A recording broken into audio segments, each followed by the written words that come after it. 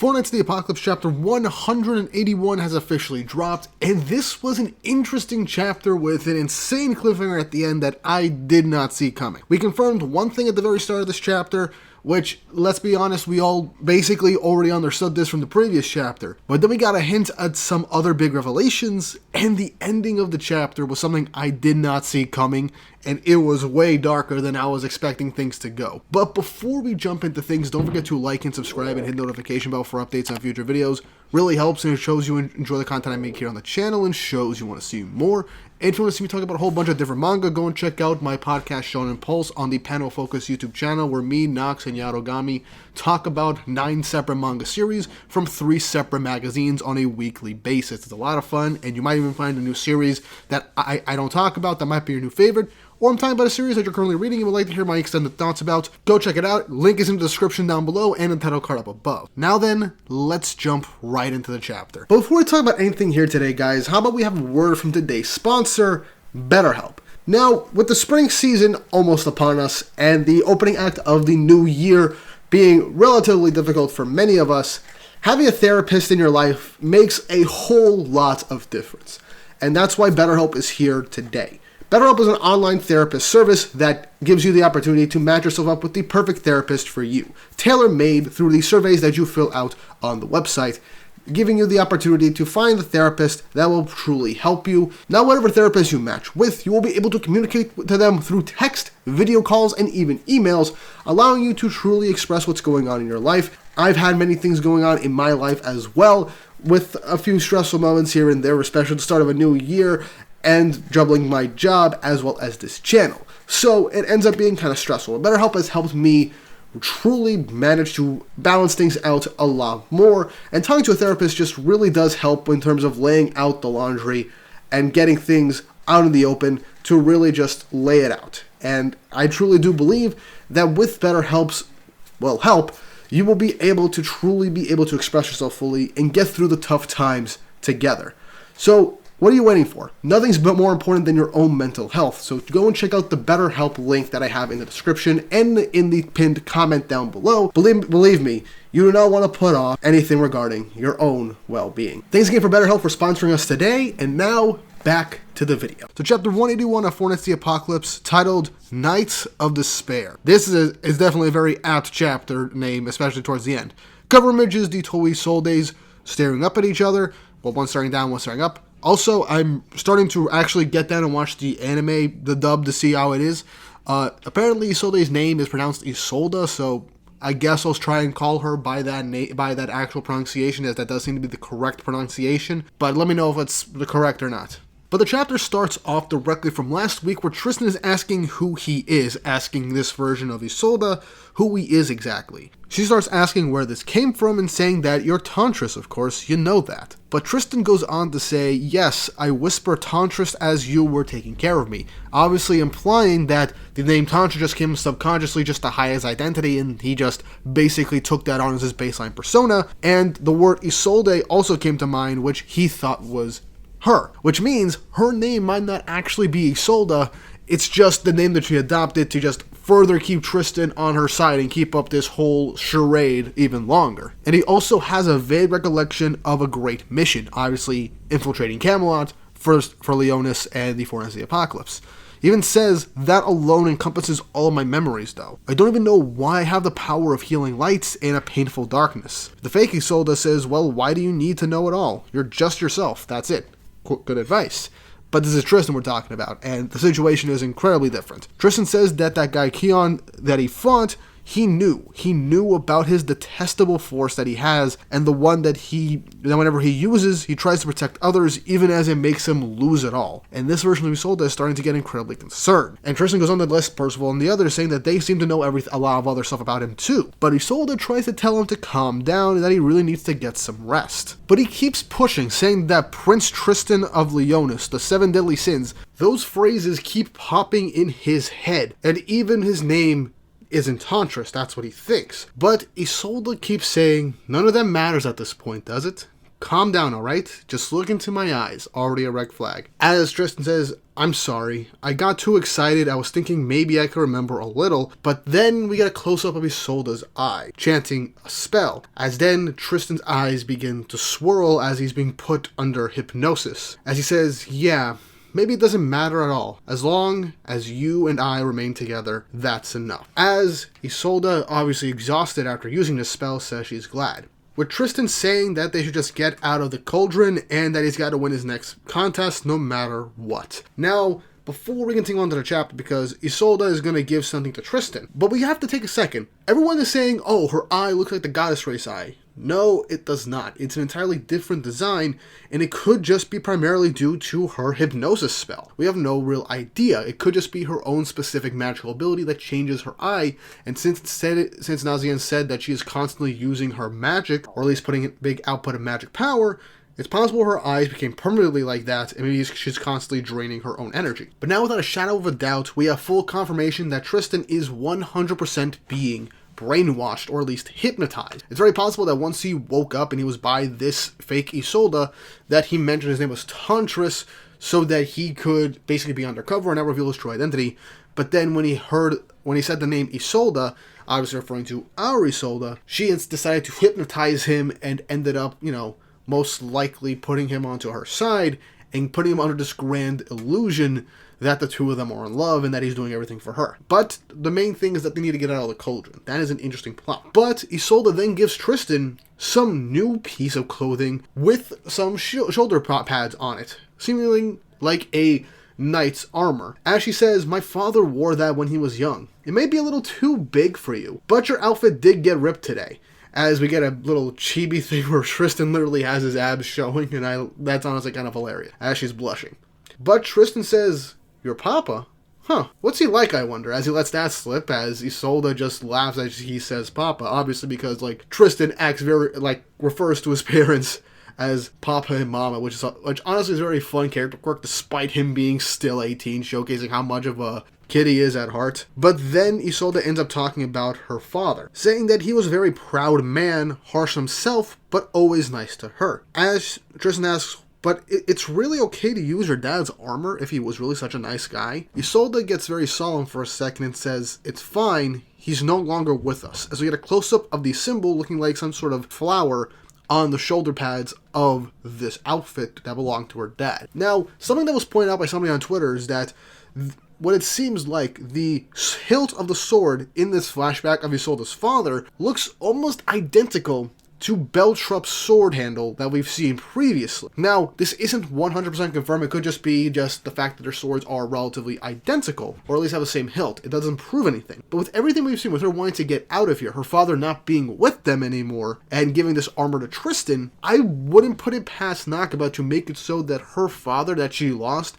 is Beltrup, and the fact that she lost him is similar to how DIODORA lost Ironside. He lost all his memories of his human life, he gave up his humanity, his memories of his loved ones, all that. And she's stuck in the cauldron because most likely she wanted to get her father back and she kind of gave up. And with Tristan here, she can at the very least get out of the cauldron and just live a life, most likely. Because if her father was actually dead, with the powers of Camelot, her dad would be back due to the nature of how Camelot is. So this basically almost narrows down the possibilities that Beltrup is the most likely candidate to be her father, and that would be really interesting. I will then cut back to Team Percival, as An tells Percival to kind of not hold a grudge against DIODORA for what happened today, as Percival and Nazian say after the horrible things he did to her, obviously the way he basically cheated thanks to Turret's whole BS that he did by using an invisible monster to beat her to a bloody pulp and cheating for the match to get DIODORA to win. But he says, look, I saw how angry you got for my sake, and it made me really glad. But you have to point the finger at me too.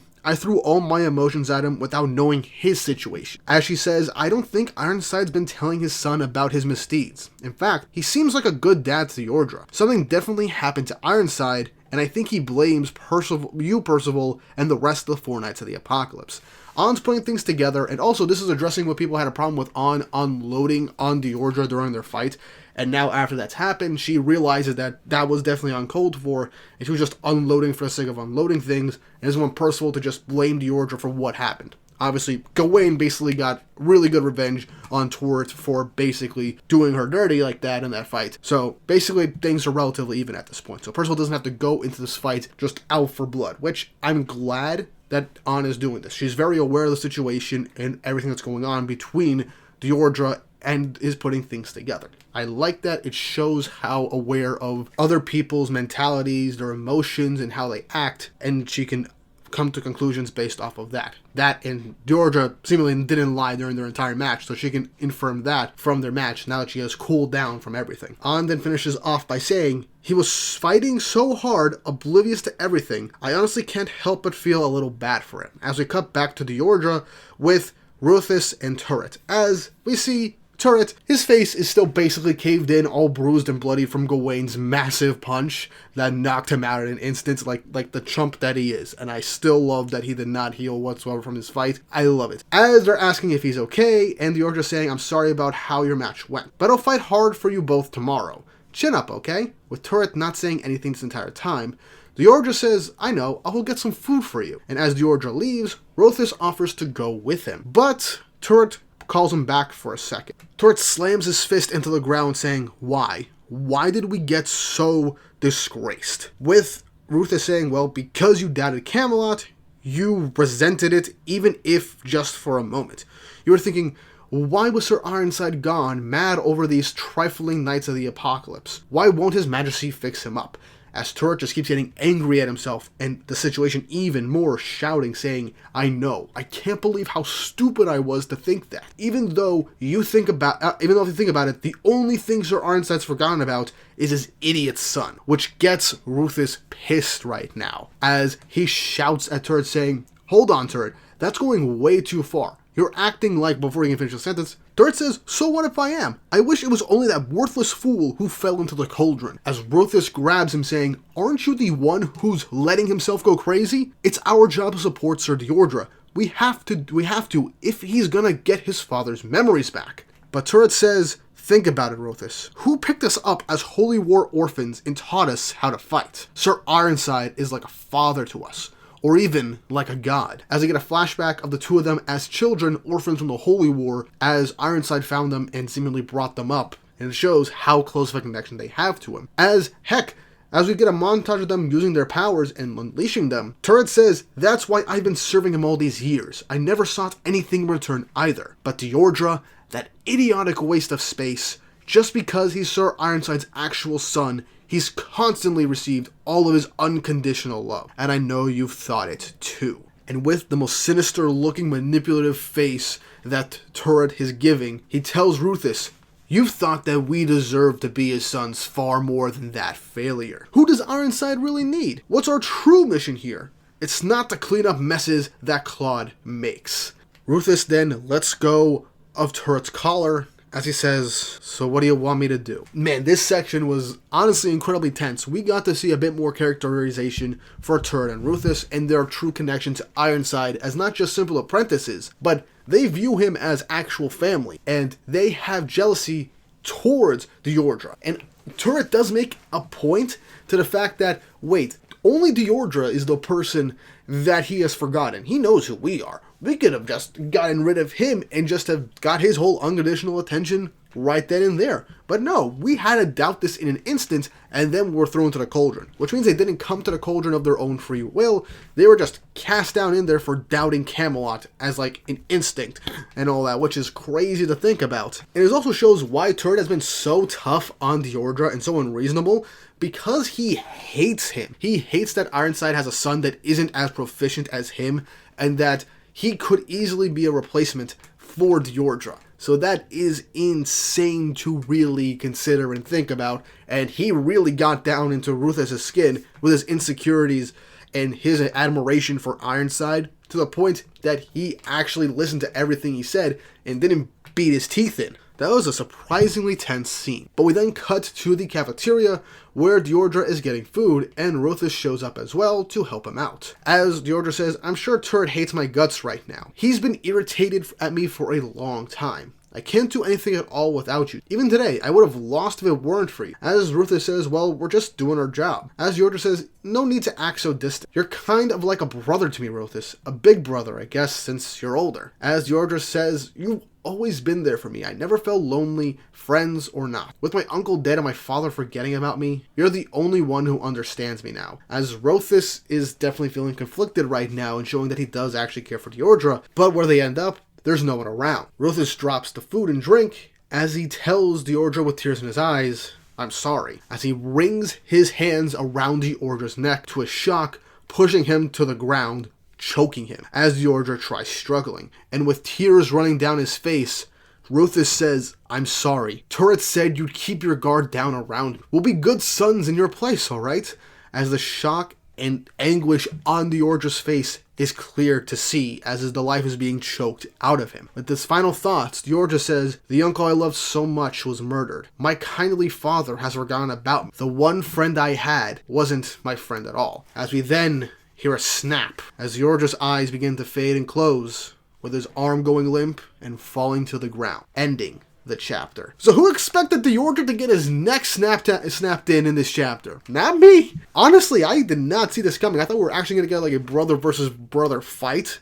But man, I love that Nakaba is doing this type of characterization for Rothis and Turret, showcasing their disdain and jealousy towards DIODORA and how far their admiration for Ironside is. And I love how Rothis is incredibly torn up about what he's doing right now. His admiration for Ironside is overpowering his actual care for DIODORA as like a younger brother and friend. And DIODORA's final thoughts are heartbreaking as he just hears a snap as everything goes silent and he goes limp. I cannot describe how unsettling that is, and I loved it. It was sad, it was dark, I did not see it coming, and I wonder what's going to happen next. My theory is that Percival will sense that DIODORA had just died, he'll show up and use his powers to bring him back to life if it's really soon after his death, and to heal him. Honestly, that would be interesting, and to see if Percival can get DIODORA on his side, that would be an interesting twist. I don't think that's going to happen, but it's something to discuss for a potential future video if I go through that. Same with the Beltrup stuff. And I also like that we got the confirmation that Isolde is 100% using hypnosis brainwashing on Tristan,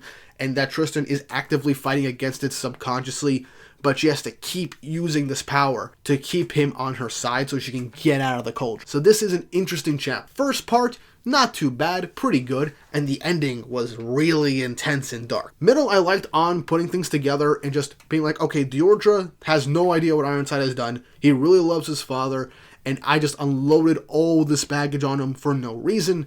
And I feel really bad for the guy because he's definitely going through it and has no idea what the heck is going on. 3 separate stories in this chapter, all of which I really enjoyed.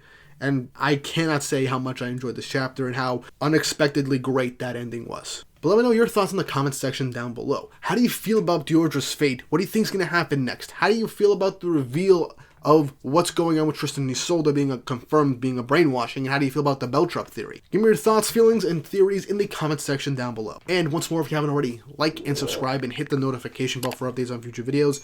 Really helps, and it shows you guys enjoy the content I make here on the channel and shows you want to see more. With all that said and done, I hope you all have an awesome day.